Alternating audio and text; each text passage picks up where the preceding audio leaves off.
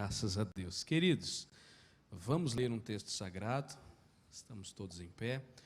Vamos lá para o segundo livro dos Reis, capítulo de número 2.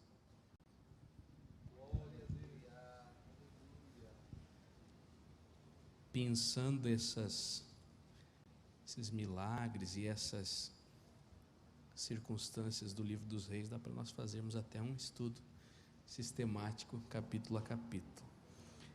Segundo livro dos Reis, capítulo 2,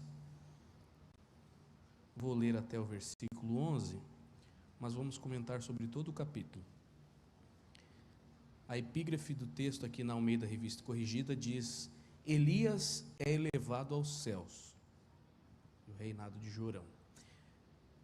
Sucedeu que, quando o Senhor estava para elevar a Elias num redemoinho ao céu, Elias partiu de Gilgal com Eliseu. E disse Elias a Eliseu: Fica aqui, porque o Senhor me enviou a Betel. Porém Eliseu disse: Vive o Senhor e vive a tua alma, que não te deixarei. E assim foram a Betel. Então os filhos dos profetas que estavam em Betel saíram ao encontro de Eliseu e lhe disseram: Sabes que o Senhor hoje tomará o teu senhor por sobre a tua cabeça? E ele disse: Também o sei, também eu bem o sei, calai-vos. E Elias lhe disse: Eliseu, fica aqui, porque o Senhor me enviou a Jericó. Porém ele disse: Vive o Senhor e vive a tua alma, que não te deixarei. E assim foram a Jericó. Então os filhos dos profetas que estavam em Jericó se chegaram a Eliseu e lhe disseram: Sabes que o Senhor hoje tomará o teu senhor por sobre a tua cabeça? E ele disse: Também eu bem o sei, calai-vos. E Elias disse: Fica aqui, porque o Senhor me enviou ao Jordão. Mas ele disse: Vive o Senhor e vive a tua alma, que não te deixarei. E assim ambos foram juntos.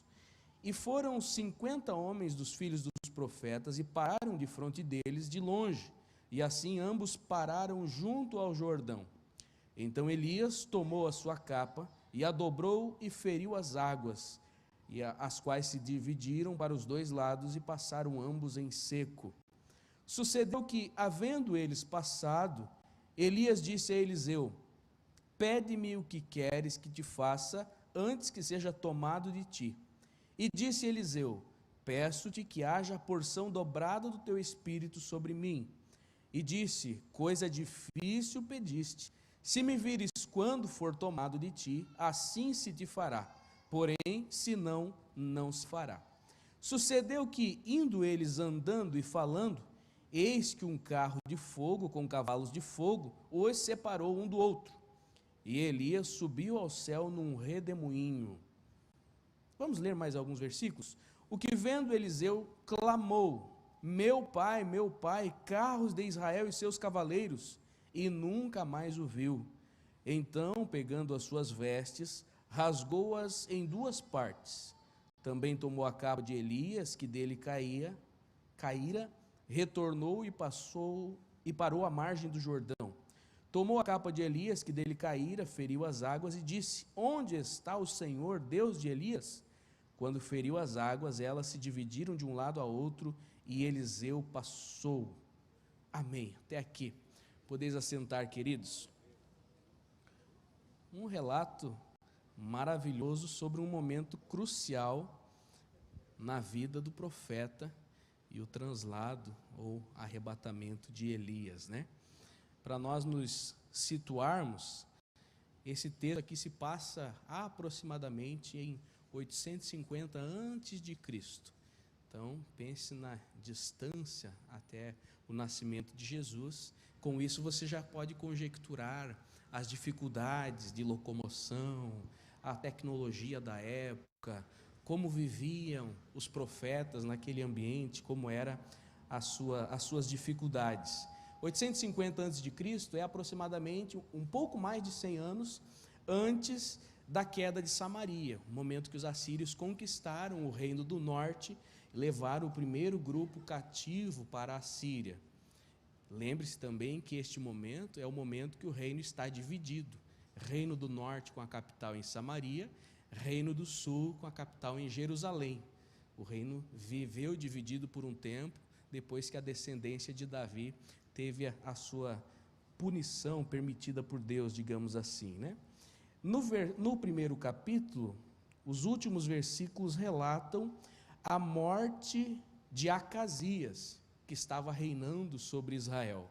Acasias era filho de Acabe, que nós até já lemos sobre Acabe aqui numa das terças-feiras, quando Acabe, junto com a sua esposa Jezabel, ameaçam de morte o profeta Elias, e Elias foge para se esconder, parece que entra até num misto de depressão, uma crise na sua existência, no seu ministério. Acabe já passou, já morreu, agora morre também Acasias, seu filho, e eles estão nesse período de transição.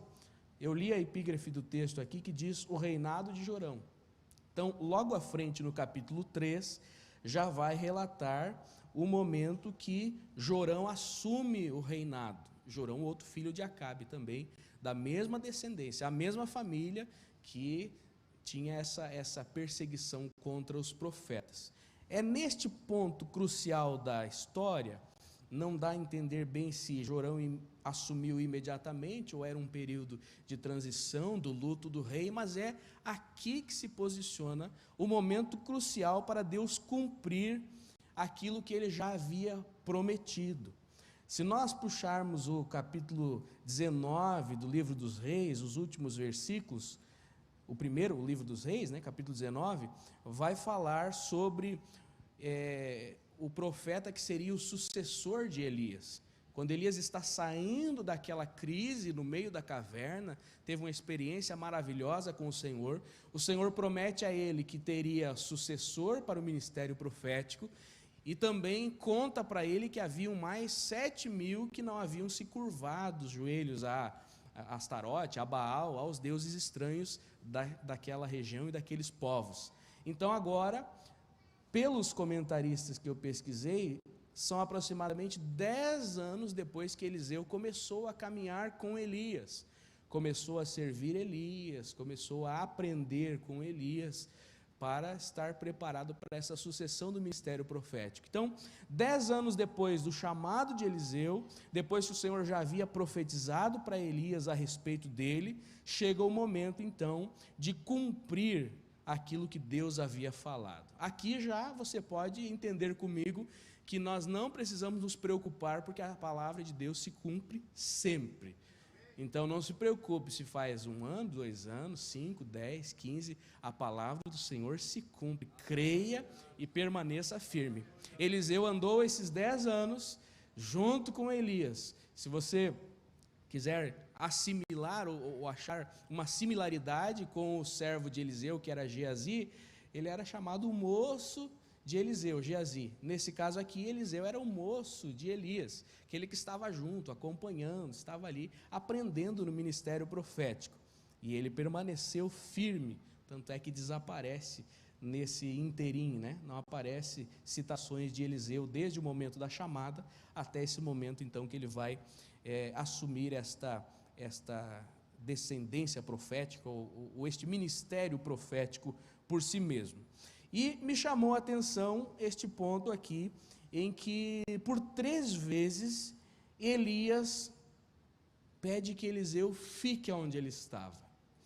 O versículo 1 diz que eles estavam em Gilgal, estavam partindo de Gilgal. Alguns comentaristas citam que esta Gilgal não é a mesma localização posterior citada e que nós vemos nos mapas de hoje. Era uma cidade mais próxima de Samaria. Então eles partiam daquela Gilgal em direção a algum lugar. Na primeira Gilgal, Elias já fala com Eliseu: fique aqui que Deus me mandou para outro lugar. Eliseu não está disposto a abandonar o profeta. Percebe-se já no início do texto que ele tinha uma convicção a respeito do seu chamado, o seu propósito nesta terra. Isso é algo que nós todos, não só carreira ministerial, pastoral, profética, mas todos nós crentes, servos do Senhor, precisamos entender o nosso propósito e precisamos manter-nos convictos, firmes na decisão de seguir a orientação do Senhor. Elias deixou esta escolha para Eliseu: olha, se você desejar, fica aqui em Gilgal, que eu vou à frente. Quando chega em Betel, da mesma forma, e o mesmo se repetiu em Jericó. Mas Eliseu permaneceu grudado na sua bênção. Eu lembro do caso de Jacó, que Jacó se agarrou e disse: eu não largo enquanto não receber a bênção. Irmão, se agarre nas coisas do céu até que você seja abençoado. Eliseu estava disposto a ir até o fim, e é isso que eu quero pensar junto com os irmãos neste momento. Ele estava firme no propósito de não parar na sua jornada, independente das circunstâncias, independente das situações adversas, ele estava firme e convicto. Ora, nos nossos dias, nós precisamos esta ajuda do Senhor para nós estarmos firmes nos nossos posicionamentos. É um momento, é uma época, é um tempo de muito relativismo, de muita mudança de opinião, de andar muito de acordo como vai o vento, de acordo como vai as circunstâncias. E este exemplo nos mostra que devemos ter uma firmeza nas nossas decisões, firme no propósito de não parar na sua jornada, independente das oportunidades que surgirem. Não sei se poderia ser uma cidade boa para se ficar, tanto Gilgal, quanto Betel, quanto Jericó, naquele específico momento. Eliseu poderia ficar por ali e parar a sua carreira ministerial, o seu chamado profético. Ainda não havia se colocado sozinho na prova, ainda tinha alguém à frente, poderia abandonar. E hoje, irmãos, muitos são tentados pelo inimigo a abandonarem o seu chamado. Todos nós somos chamados para pregar, para anunciar as boas novas, para falar do amor de Deus, e as circunstâncias às vezes nos enganam. Começamos a olhar para a Gilgal terrena, que estamos nos habituando, estamos ficando confortáveis, começamos a criar raízes neste mundo, e podemos correr o risco de esquecer de qual é o nosso propósito último e verdadeiro. Então, não aceite as opções do mundo, as escolhas de ficar parado. Esteja em movimento, mas um movimento santo, um movimento correto, em direção ao lugar da bênção. As pretensas ou as possíveis estabilidades da vida não podem nos enganar, porque nossa casa não é aqui. Nós estamos a caminho do céu, somos peregrinos nesta terra, e enquanto aqui estivermos, precisamos fazer a vontade do Senhor. Então, Eliseu não deu bola para essas oportunidades que ele recebeu de permanecer parado naquele local. Se era local bom, se era local que poderia vir prosperidade, era local que teria talvez algum reconhecimento dos cidadãos por já ter andado junto com o profeta. São diversas conjecturas que nós podemos pensar do que passou-se na mente e poderia acontecer com a vida deste profeta.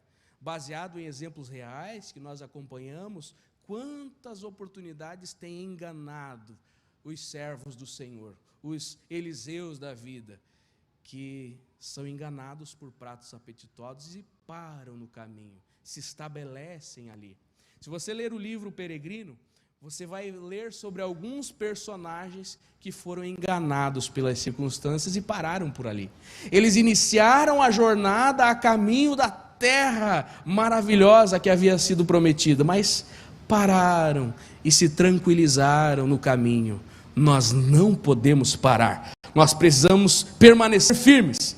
Da mesma forma, Eliseu não deu bola e não pensou, não se preocupou com as dificuldades que poderiam surgir no caminho.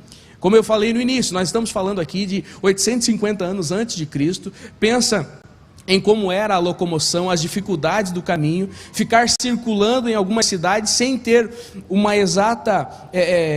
exato direcionamento do que Deus iria fazer, como iria fazer.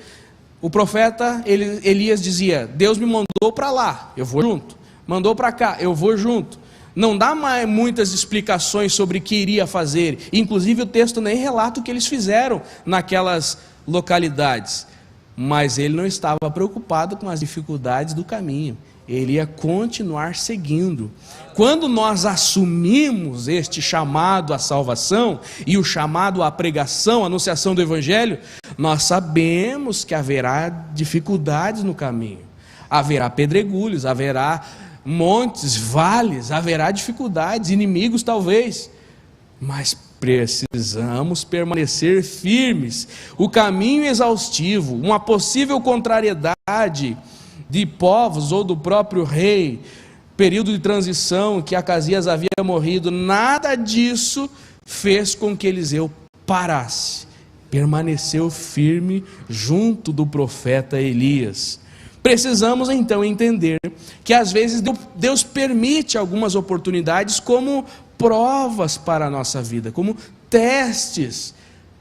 Dá esta exata impressão que Elias estava testando Eliseu. Fica aqui, se ele ficasse, perderia a bênção. Mas ele passou neste teste, ele permaneceu firme neste teste. Tem um livro do irmão Watchman Nee, em que ele faz uma interpretação a respeito de cada uma dessas localidades. Neste livro, ele relaciona os 4 estágios importantes na jornada da vida. Então ele relaciona Gilgal como uma luta contra a carne, a carnalidade. Ele relaciona Betel como uma luta contra o mundo e todas as coisas deste mundo. Ele relaciona Jericó como uma luta contra o próprio inimigo, Satanás. E ele relaciona o Jordão como a passagem da morte. Então, cada um desses 4 pontos, ele traz as referências bíblicas para comprovar a sua interpretação e nos leva a pensar também sobre os diversos ataques que nós sofremos dessas 4 influências. Será que estamos preparados para enfrentar a morte? Ou será que já estamos perdendo para a carne, que seria o primeiro dos desafios?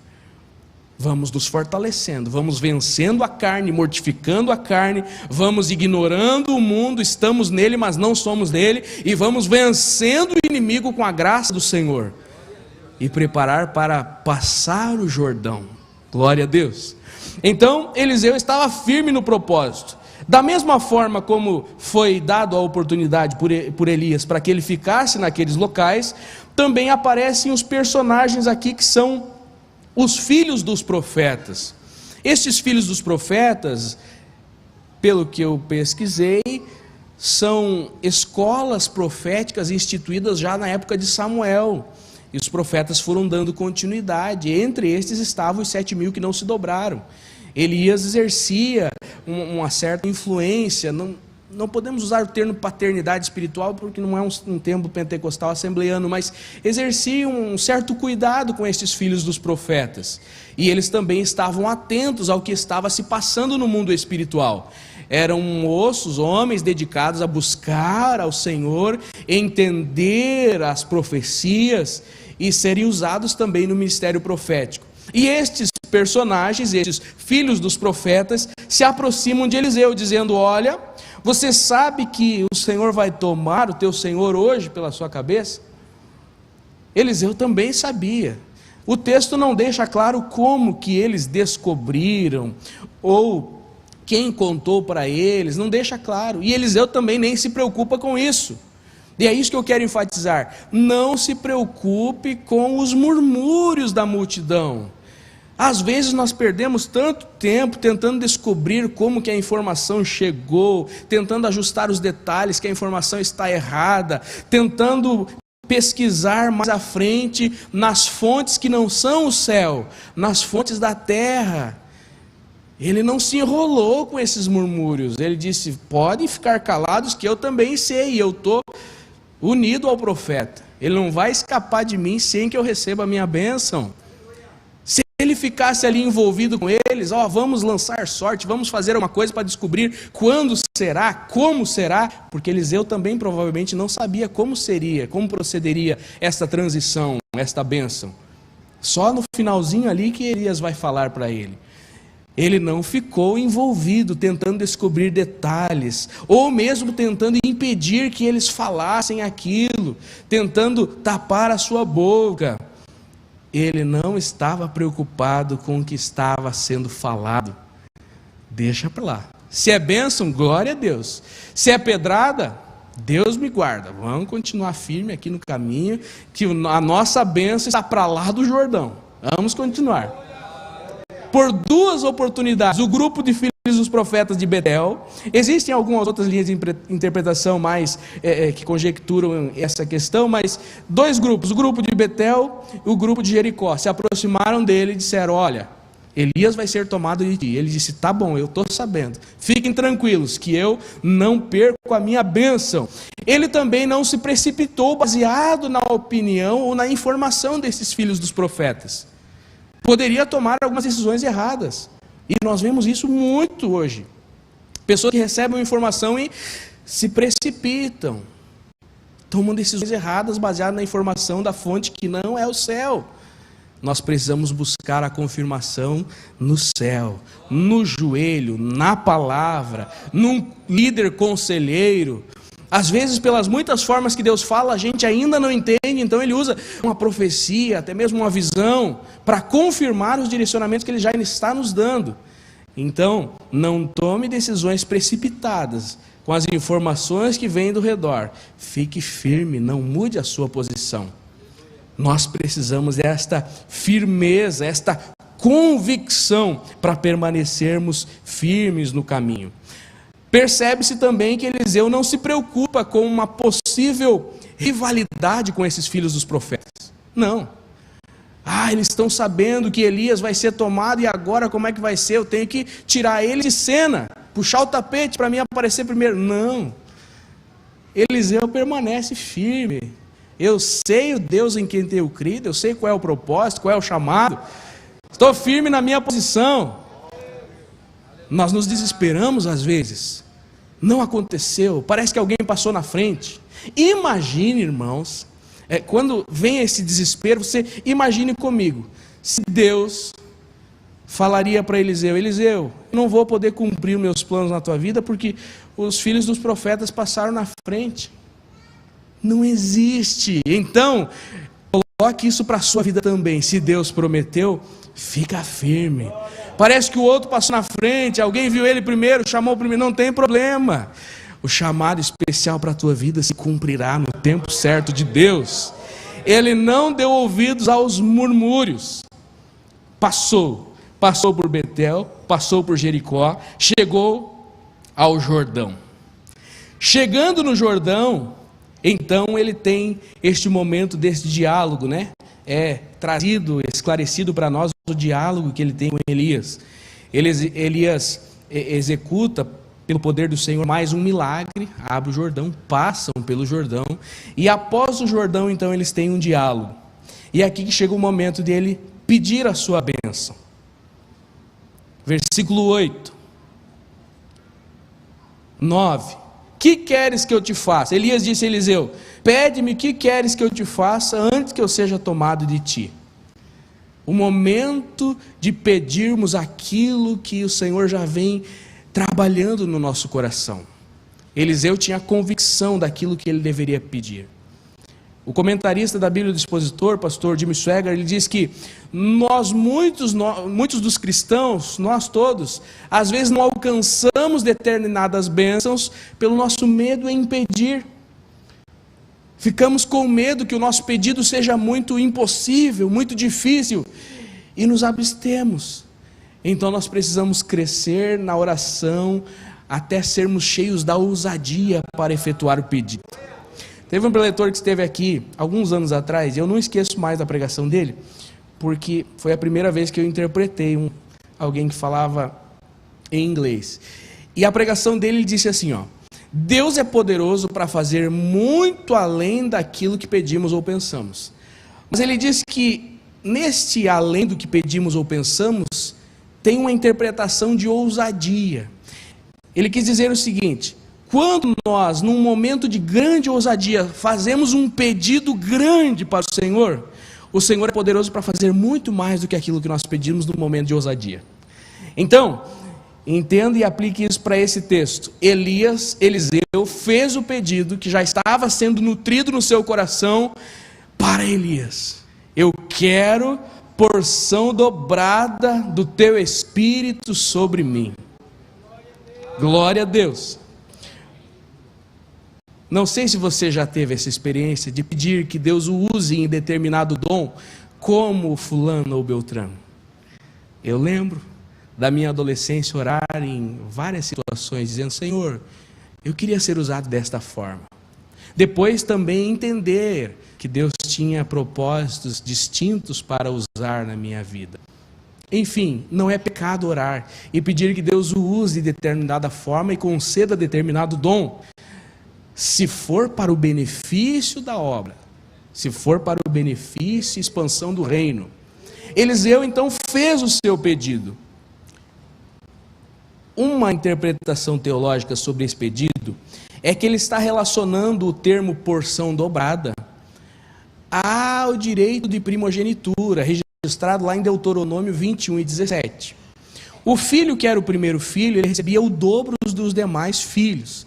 Então, Eliseu está reivindicando esta primogenitura do ministério profético, pedindo o dobro da bênção ou da autoridade espiritual que estava sobre Elias, sobre a sua vida. Mas a interpretação mais corrente, que nós pensamos que é o dobro do que tinha em Elias, amém, também vale, porque ele fez o dobro de milagres. Deus cumpriu de qualquer forma. O pedido foi atendido. Precisamos pedir como convém. Precisamos entender o momento certo para fazer o pedido. Em Mateus 22:29, Jesus, porém, respondendo, lhes disse: errais, não conhecendo as Escrituras, nem o poder de Deus. Então, quem fica privado ou envergonhado de fazer determinadas petições ao Senhor, é porque não conhece o poder do seu Deus. Eliseu já vinha andando há 10 anos com Elias. Imagine os milagres que ele presenciou. Imagine os oráculos que ele presenciou. Ele sabia quem era o Deus a quem servia. Então agora vou pedir ao profeta, o representante de Deus na terra, que derrame sobre mim porção do seu espírito e que eu continue este ministério profético. Esta reivindicação do direito de primogenitura significa dar continuidade a este ministério profético até que o Senhor o mandasse parar. E o Senhor cumpre. Quando ele pede de acordo com a vontade de Deus, o Senhor cumpre com os seus desígnios. Irmãos, eu confesso que eu sou um que peço muita coisa. E às vezes o Espírito Santo precisa me ajudar a pedir da maneira correta. Porque olha, quantas vezes a gente já dobrou o joelho com uma lista de pedidos.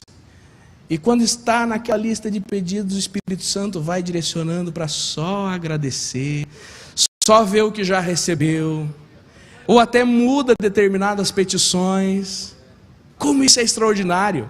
Pense quanto tempo Eliseu já vinha nutrindo isso com o Senhor, para que ele pudesse pedir da maneira correta, no momento, na circunstância correta. Precisamos aprender a pedir corretamente. Romanos, Paulo vai dizer que o Espírito nos ajuda a pedir como convém, da maneira certa. Quando não sabemos pedir, Ele nos auxilia, Ele nos ajuda. Então precisamos da ajuda do Senhor para pedir a coisa certa, ou o chamado certo, o cumprimento certo, alcançar a convicção sobre esta petição. Eliseu não titubeou nesta hora, ele disse: eu quero tal coisa. E aí Elias responde: esse pedido não é fácil não, é difícil, mas se você conseguir ver, vai se cumprir. Então preste atenção na exigência. Alguns pedidos que nós fazemos, existem determinadas exigências diante do Senhor. Por exemplo, Senhor, eu quero receber o batismo no Espírito Santo. Qual é a exigência?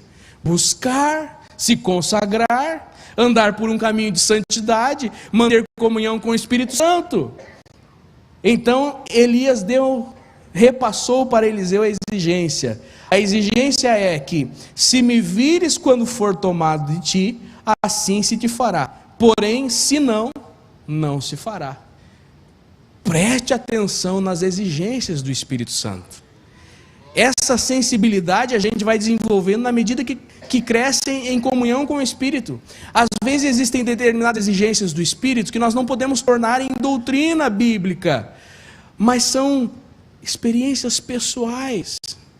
Quando o Senhor te chama para um momento de consagração, quando Ele te desperta para uma oração, num horário da madrugada ou durante o dia, quando essa sensibilidade do Espírito começa a ser mais claro para nós, e nós obedecemos, então esses pedidos vão sendo aceitos, vão sendo entregues também. Então esteja atento, diz: Espírito Santo, fala comigo, eu não estou entendendo, desenha para mim, usa alguém para confirmar que eu não estou entendendo. O que queres de mim? Eu quero entrar pelo caminho para ser uma bênção, para cumprir o propósito. Eu quero atender a exigência ou a recomendação do Espírito para receber aquilo que peço, lembrando que não é um pedido egoísta. Logo que Eliseu recebeu esta graça, a herança do ministério profético de Elias, ele volta pelo caminho.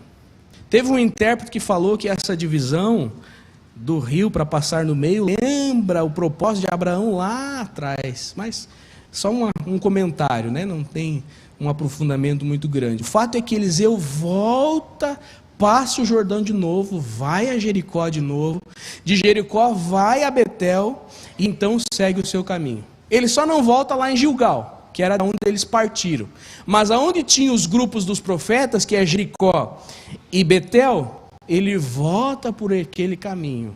Agora todos eles veem que o Deus de Elias estava com Eliseu, mas ele faz uma prova com o Senhor. Quando nós nos deparamos com algumas circunstâncias que parecem presentes, parecem bênçãos, é bom fazermos provas com o Senhor. Não no sentido de duvidar do poder de Deus e do chamado de Deus, mas ter uma confirmação. Eliseu chega na frente do Jordão e diz: fere as águas, né, com a capa de Elias, e diz: onde está o Senhor Deus de Elias? Ele buscava esta confirmação agora, para que ele pudesse seguir em frente. Confirmação do seu chamado. Não é pecado fazermos provas com Deus, termos experiências com o Senhor, e o Senhor atende essas petições. Quando Gideão foi chamado, ele fez as provas, né? Eu quero que o novelo esteja seco, no outro dia quero que esteja molhado.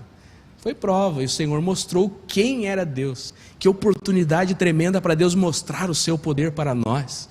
Nós ficamos extasiados quando o Senhor atende um pequeno pedido de um servo seu e prova que Ele é Deus, genuíno, verdadeiro. Não sei se você já pediu uma prova numa profecia, numa palavra, num hino, numa mensagem de alguém ou numa circunstância da vida. Deus atende essas petições e mostra que Ele é poderoso. Eliseu voltou pelo caminho, fez a prova diante do Jordão, atravessou o Jordão, foi efetuar um milagre em Jericó, onde estava o último grupo dos profetas, passou por Betel também, onde havia o segundo grupo dos profetas, e agora ele estava sem preocupações de dar sequência ao seu ministério. A unção era diferente, a maneira com que ele andava agora era diferente, não tinha mais o profeta à sua frente, mas ele tinha convicção do seu próprio chamado. E as nuances do seu ministério também tiveram aspectos similares e alguns diferentes de Elias, mas ele cumpriu com todo o propósito do Senhor. Para finalizar, permanecer firme na presença do Senhor. Venham lutas, venham oportunidades, venham murmúrios, não dê bola. Fique firme. Segundo, peça para Deus mostrar e firmar no teu coração qual é o propósito, para você pedir da maneira correta. Todos nós precisamos disso. Às vezes um ajuste na trajetória para seguirmos rumo aos céus. Vamos ficar de pé? Nós logo vamos orar. Teria muito mais riqueza neste texto, mas a gente é limitado e o Senhor permite porções para determinados dias.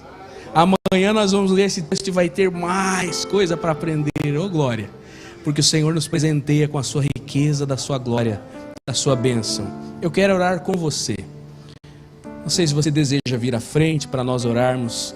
Se você está em dúvida, não tem clareza sobre o propósito de Deus da sua vida, o chamado, não sabe como orar, vem à frente, quero orar com você, para nós pedirmos que o Senhor ajude neste alinhamento espiritual, usarmos esse termo, alinhamento espiritual, para saber orar certo, pedir certo e ver se cumprir o propósito de Deus na sua vida de maneira correta. Talvez Você já pensou até em parar. Ah, Deus tinha promessas, mas acho que eu vou ficar por aqui mesmo. Já atingi um platô espiritual. Agora não é mais comigo, é com os outros. Não. Se você está pensando em parar, quero orar por você também, porque a caminhada é longa. O ministério é frutífero. E o Senhor renova convicções nesta noite para permanecer firme. Mesmo que as dificuldades pareçam grandes. Mesmo que hajam muitas vozes ao redor, muitos murmúrios. Deus quer dar clareza na sua visão, na sua perspectiva. E o terceiro motivo de oração, para quem entende que Deus já o capacitou e quer colocar os dons e talentos à disposição do Senhor. Eliseu, assim que recebeu a capa de Elias, já saiu fazendo milagres. O final do capítulo já fala o milagre das águas amargas que foi transformado. Ele já saiu operando milagre, já saiu servindo ao povo. Vamos colocar os talentos, os dons, os ministérios, os chamados a serviço da obra, a serviço de Deus. Vamos orar juntos? Senhor, olha para os teus filhos que estão aqui nesta noite. Todos nós somos dependentes da tua graça, da tua misericórdia. Oh Espírito Santo, desperta pedidos ousados neste jovem, nesta irmã, neste homem, nesta mulher, nesta jovem.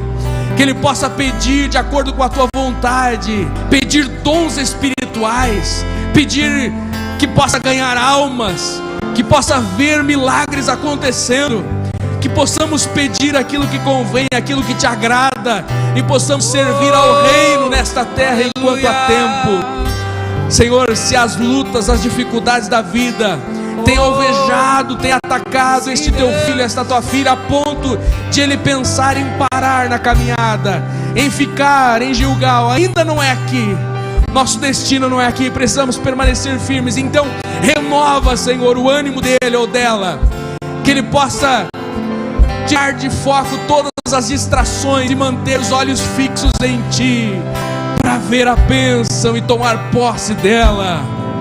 Senhor, se o Senhor já tem nos concedido talentos especiais, que sabemos que tens concedido, ajuda-nos a colocar à tua disposição e fazer a diferença neste tempo do fim, em que o arrebatamento está próximo a acontecer. Almas estão se perdendo, talvez ao nosso redor, esperando que sejamos usados, que empreguemos o talento que tens colocado nas nossas mãos e o multipliquemos a serviço do reino. Ouve, Senhor, a oração deste irmão, desta irmã. Recolhe as suas lágrimas e reveste com o teu Espírito. Concede esta bênção, concede esse renovo, concede uma convicção do propósito, Senhor, para que jamais seja demovido desta decisão de permanecer a caminho do céu. Nós te agradecemos nesta noite em nome de Jesus. Aleluia.